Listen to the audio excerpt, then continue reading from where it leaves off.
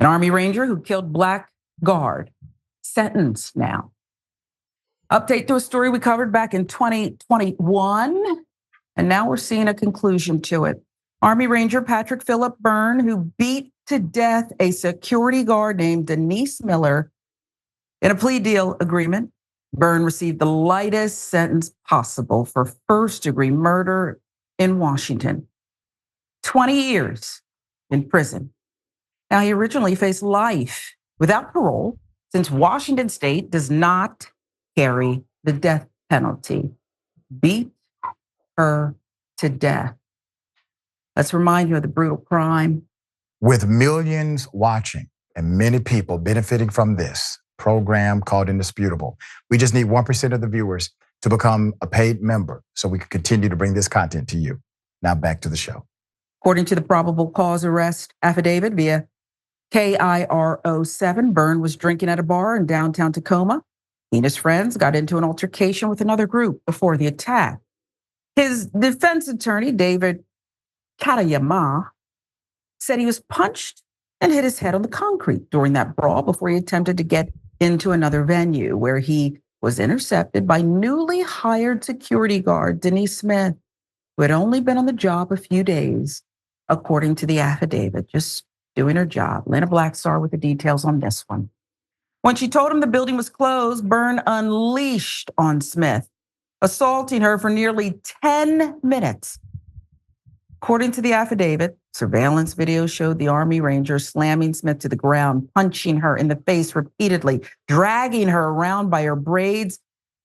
He also attempted to gouge out her eyes with a set of keys, then punched her with the keys in between his fingers before strangling her.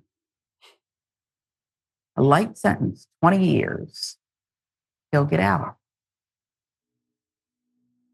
There's more. Byrne then fled the scene, according to the affidavit, shattering a window with a chair, jumping from a landing down to the ground about 14 feet below. During the dramatic escape attempt, Byrne was injured and began screaming for help around 2 a.m. It was later revealed he had a brain injury. At the hospital, he alleged to nurses that he was stabbed and sexually assaulted, though no evidence has surfaced that either happened. So what led up to this sweet plea deal? What's behind it? Byrne has a history of head injuries, including blast concussions during his time in the Army, and his attorney claimed they may have played a role in his behavior. According to the News Tribune, Katayama argued in court filings a brain scan showed Byrne had a brain bleed in the area that controls morality and judgment. And it's consistent with a punch to the head. Byrne claims he has no memory of what happened that night whatsoever. Now, prosecuting attorney also considered Byrne's mental state when agreeing to the plea deal, stating in court filings that it may be difficult to get a jury to unanimously convict the man for a first-degree charge when the motive is otherwise unclear. The slain guard's family gathered in the courtroom May 10th, addressed Pierce County Judge Stanley Rumbaugh, hoping for justice for Denise. Boy, look what else they'd already been through. Now they just want something. It's just a little piece of something. Judge told Byrne his actions were as callous or cruel as this court had ever had the misfortune of dealing with. And then he handed down the 20-year sentence. Again, light, according to the News Tribune. However, let's get into more of the judge and his findings on this one. 20 years for this. Most fool they'd ever seen. Okay. Judge Rumbaugh pointed out that Byrne was aware of his previous brain injuries, but chose to drink excessively that night anyway. He was out with his friends or fellow Rangers, basically getting intoxicated to the point of creating a disturbance. That was voluntary, the judge said. Victim's family, strong reaction. The moment elicited feelings of rage among family members. Many are questioning why he did not get life without parole, considering the brutal, senseless nature of the attack. Smith's father, Charles E. Reagans, a military vet, wrote a letter to the court. I, myself, a U.S. veteran, recognize that Patrick Philip Byrne is one of the Army's highest trained killers, an Army Ranger. Reagans wrote, the actions of Byrne toward my daughter were brutal, savage, harsh, cruel, unnecessary, and worthless. It was downright cold-blooded murder. Other family members spoke of the devastating impact her death has had on their lives. I'm never going to forgive him for what he did, said Denise Mack. Dennis Mack, Denise's older brother. I hope he catches hell where he's going. Only problem is, I won't be there to see it and enjoy it. A brother's grief left behind, knowing he could not protect his sister on that night. Senator, maybe the brain injury did cause this Army Ranger to act in a way that he would not have otherwise. But a couple of things resonate with me. The judge who handed down a light sentence, despite saying that basically the same thing as you got behind the wheel of a car. You went out to drink, you had no one there, you're no designated driver, you killed someone. But then drunk drivers get light sentences too. Brutally, cruelly, savagely, mercilessly beat this woman to death. I don't understand that lingering empathy for someone whose initial willful act.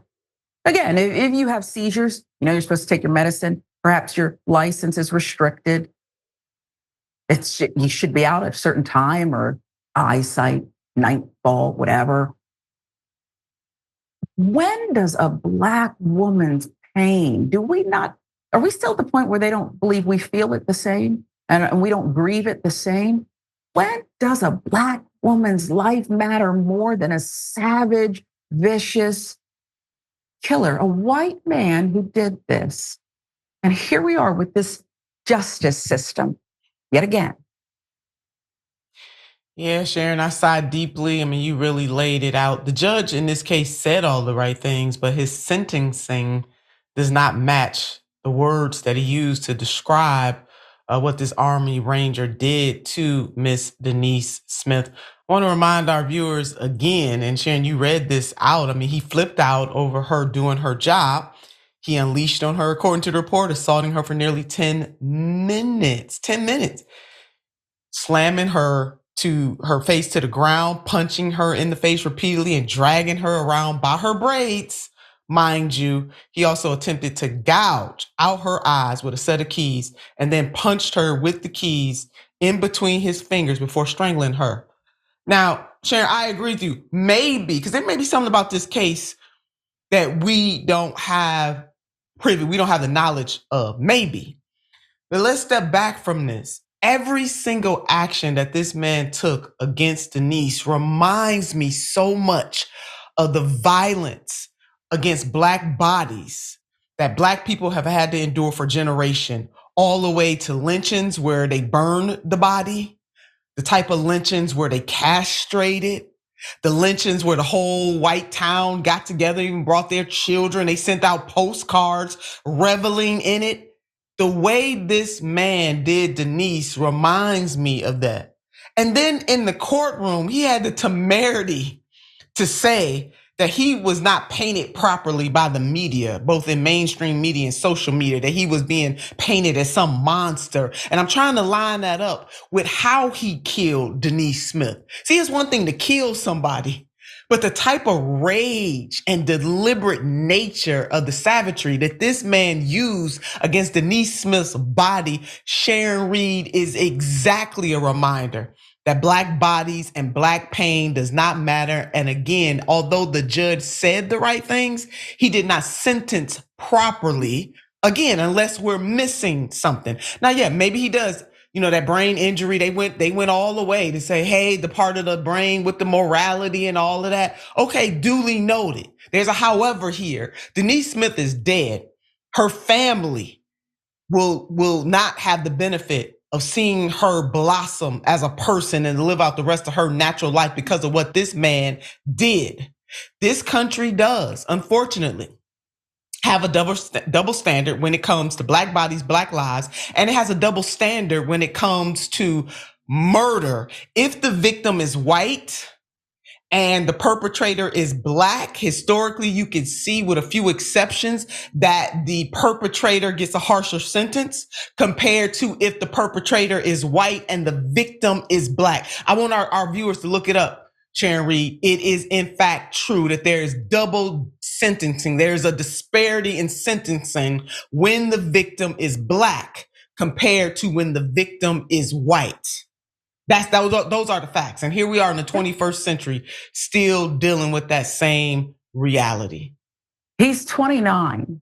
Do you know how young he's going to be when he gets out? Let's not kid ourselves here. It's not a federal thing. He's going to be out in no time.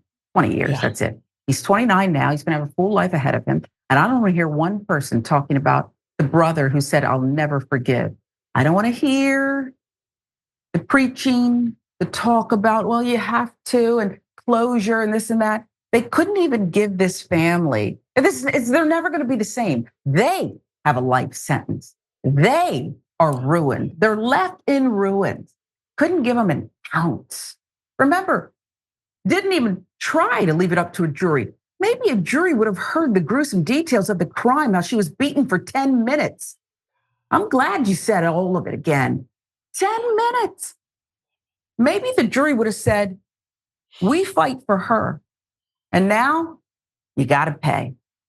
This was a plea deal. It was a plea deal. Yep. Not even, you're not worth enough being counter. Okay, we got to do the math, the calculations, carry the one. It's not worth it.